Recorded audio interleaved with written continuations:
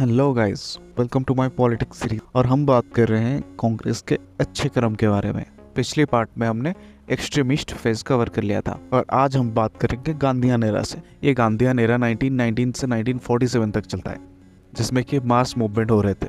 Basically कहा जाए तो ये सबसे डायनामिक फेज था जिसमें कांग्रेस मास बेस्ड बन गया। महात्मा गांधी ने लीडरशिप ली और नॉन वायलेंस पर सिविल डिसओबीडियंस को वेपन बनाया। 1919 में जलियांवाला मैसेकर के एग्नेस्ट प्रोटेस्ट कांग्रेस ने राउलेट एक्ट को कंडेम किया। 1920 to 22 non corporation movement, Gandhi के लीडरशिप में schools, courts, British titles boycott किया गया। खिलाफत मूवमेंट के साथ लाखों लोगों ने हिस्सा लिया। ये पहला मेजर मास मूवमेंट था।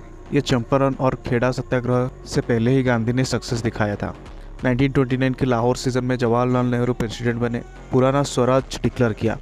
26 जनवरी 1930 को इंडिपेंडेंस डे मनाया गया।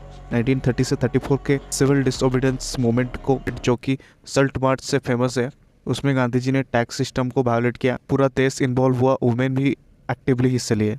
1931 कराची सीजन में फंडामेंटल राइट्स और इकोनॉमिक प्रोग्राम रिजॉल्व किया गया। 1942 quit India movement Bombay season में लॉन्च किया गया। ब्रिटिश इंडिया छोड़ो का कॉल दिया गया। वर्ल्ड वॉर 2 के टाइम जब ब्रिटेन ने इंडिया को बिना पूछे वार में डाला, तब ये मूवमेंट हुआ। लाखों लोग जेल गए, इंक्लूडिंग गांधी, नेहरू एक्सेट्रा। ये मूवमेंट ने ब्रिटिश अथॉरिटी को सीरियस चैलेंज दिया। कांग्रेस में गांधी जी का बहुत कंट्रीब्यूशन है। कांग्रेस को इलाइट से कॉमन पीपल तक ले आए, नॉन वायलेंट मेथड से मोरल हाई ग्राउंडेड बनाया, इंटरनेशनल अटेंशन मिला, हिंदू मुस्लिम यूनिटी प्रमोट की, स्वदेशी खादी विलेज इंडस्ट्री को प्रमोट किया, सेल्फ रिलायंस की तरफ आगे ले गए। तो प्री इंडिपेंडेंस के टाइम ओवरऑल अगर देखें तो कांग्रेस ने ही पहली बार पूरा इंडिया को एक प्लेटफॉर्म दिया, कास्ट रिलीजन से ऊपर उठाकर अवेयरनेस और मोबिलाइजेशन दी, मिलियंस को फ्रीडम स्ट्रगल में इन्वॉल्व किया, कॉन्स्टिट्यूशनल और मास टैक्टिक्स को अंडरस्टैंड किया और गांधी ने मास पावर दिखाया। नॉन वायलेंस का मिसाल गांधी जी ने ही दुनिया के लिए सेट किया और इसी सब के इफेक्ट से ही 1947 में इंडिपेंडेंस मिला और इंडिया डेमोक्रेटिक, सेकुलर और रिपब्लिक बना।